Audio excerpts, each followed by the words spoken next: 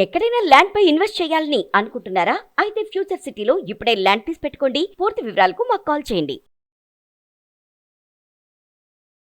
Hello నమస్తే, welcome to Suman TV.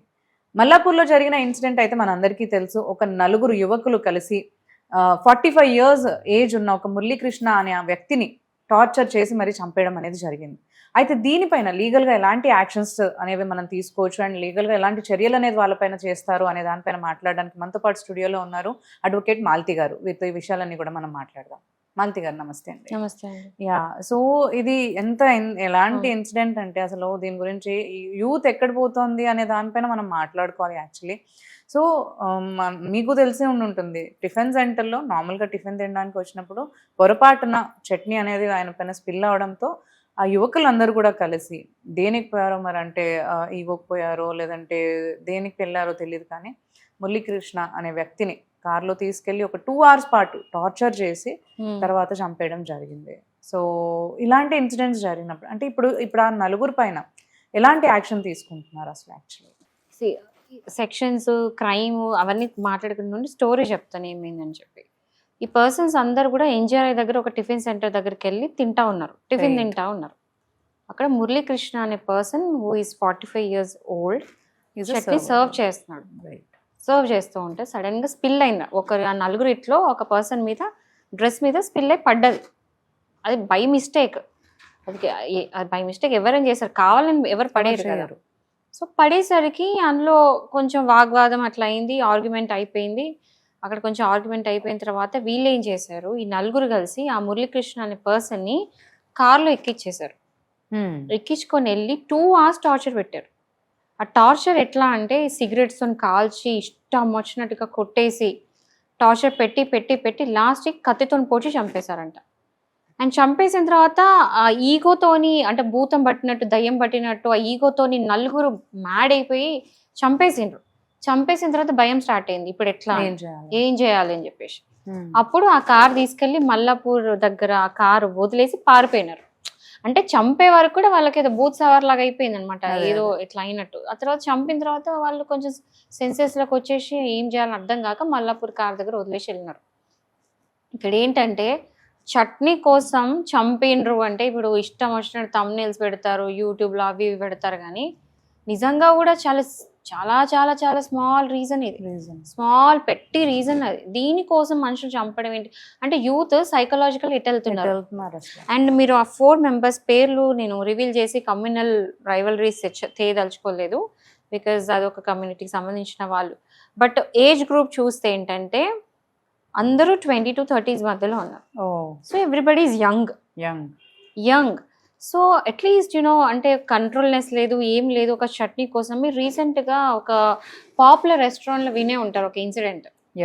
ఎక్కడ అంటే అక్కడ ఒక రైతా ఇవ్వలేదని చెప్పేసి అక్కడ ఉన్న సర్వర్స్ అంతా కలిసి వచ్చిన కస్టమర్ని చంపారు. That we heard. అది బయటికి రానిలేదు, కేసు నడిచింది, that is different thing. But అంటే ఒక చిన్న చిన్న విషయాల్లో కూడా ఇలాంటి రీజన్స్ కూడా మనుషులు చంపుతారా అని చెప్పేసి షాక్ అనిపిస్తుంది కదా, ఏం జరుగుతుంది అని చెప్పేసి.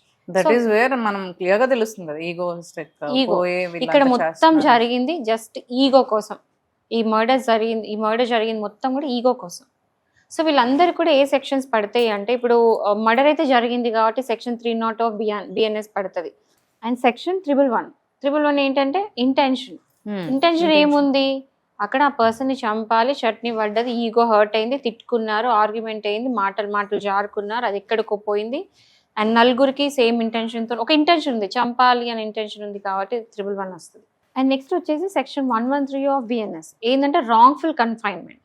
ఈ సెక్షన్ ఎందుకు అట్రాక్ట్ అవుతుంది అంటే అక్కడ రాంగ్ఫుల్ కన్ఫైన్మెంట్ జరిగింది. అంటే రాంగ్ఫుల్గా పర్సన్ తీసుకొని కార్లు ఎత్తుకొని వెళ్ళిపోయారు, రాంగ్ఫుల్గా అక్కడ కన్ఫైన్ చేసి పెట్టేసిండ్రు ఎక్కడికి వెళ్ళకుండా. సో రాంగ్ఫుల్ కన్ఫైన్మెంట్ కూడా వస్తుంది.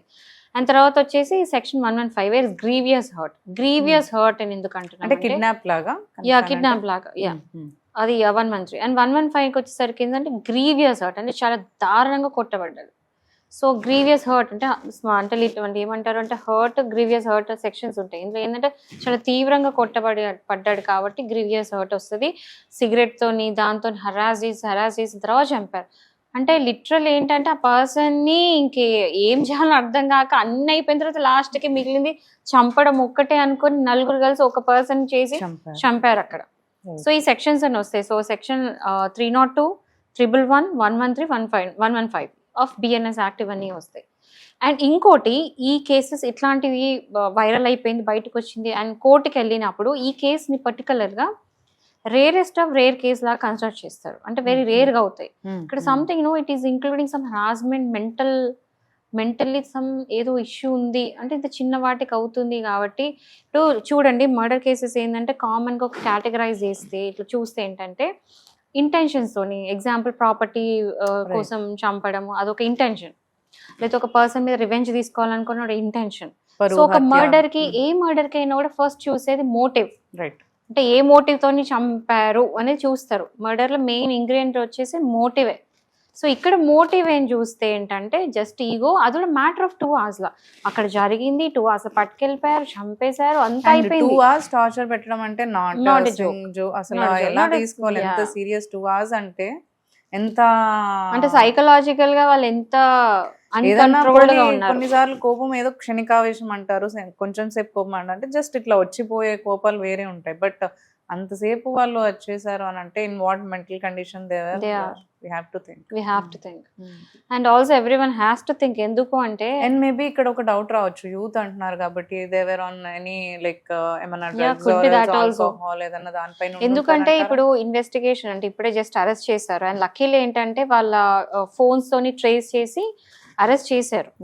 సో అరెస్ట్ చేసిన తర్వాత ఇప్పుడు ఇన్వెస్టిగేషన్ కి కూర్చోబెట్టినప్పుడు ఇంకా వాళ్ళు ఇచ్చే కన్ఫెషన్ లో స్టోరీ బయటకు వస్తుంది. సో అండ్ ఆల్సో వెంటనే అరెస్ట్ చేసిన వెంటనే వాళ్ళకి నార్కోటిక్స్ టెస్ట్ అవన్నీ చేస్తారు. అండ్ ఈవెన్ ఆల్కహాల్ కూడా ఏమైనా కన్సంప్షన్ జరిగింది. ఎందుకంటే అలాంటి సిచువేషన్ లోనే they lose their senses, right? Drugs గానీ ఆల్కహాల్ ఇలాంటివి ఏమన్నా ఉన్నప్పుడు, ఏదైనా ఇంపాక్ట్ ఉన్నప్పుడే, ఇన్ఫ్లుయెన్స్ లో పడినప్పుడే ఇట్లాంటివి ఆలోచన రహితంగా ప్రవర్తిస్తూ ఉంటారు. సో అంటే police department will check for that also. And అక్కడ జరిగిన ఇన్సిడెంట్ ఫోరెన్సిక్ కూడా మొత్తం అక్కడ రిపోర్ట్, FSL రిపోర్ట్స్ అవన్నీ వచ్చిన దాన్ని బట్టి కూడా ఆ ఇన్వెస్టిగేషన్ బట్టి ఇంకా బయటకు వచ్చినప్పుడు మనకి ఎగ్జాక్ట్ స్టోరీ తెలుస్తుంది. ఎందుకంటే ఇది జస్ట్ హ్యాపెన్ జస్ట్ నౌ.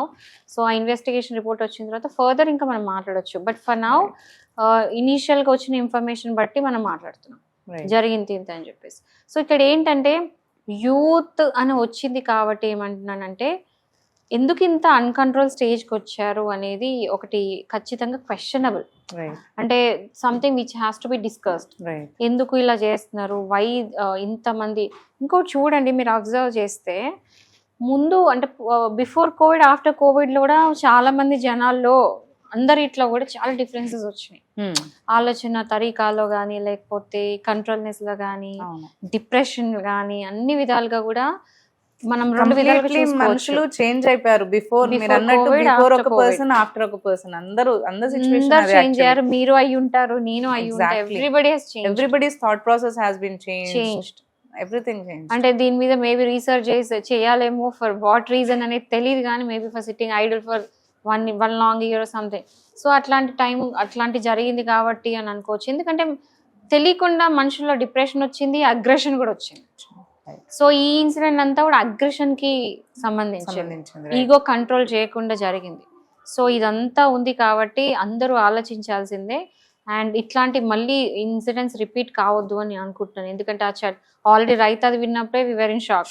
మళ్ళీ ఇప్పుడు ఒక చట్నీ కోసం ఏంటి చంపేయడం, అండ్ నలుగురు కలిసి ఒక్క person. And they are all young and ఈ పర్సన్ 45 అంటే కొంచెం ఓల్డ్ రైట్? అదే కదా, ఫాదర్ ఏజ్ ఉంటారేమో వాళ్ళకి. Father age.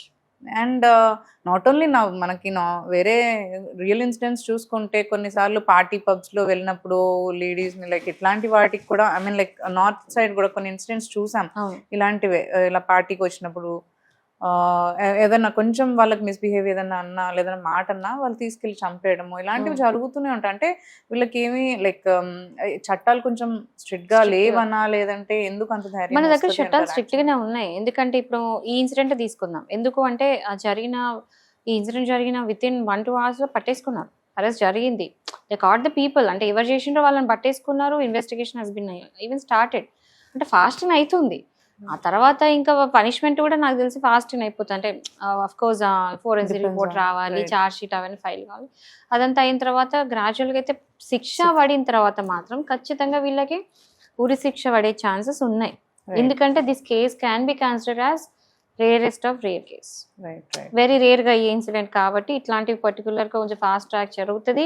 అండ్ ఇట్లాంటివి స్పెషల్గా కన్సిడర్ చేసి వీళ్ళకి అంటే హైయెస్ట్ పనిష్మెంట్ ఇచ్చే అవకాశాలు ఉంది. ఎందుకంటే ఇలాంటివి క్షమించరాని నేరాలు.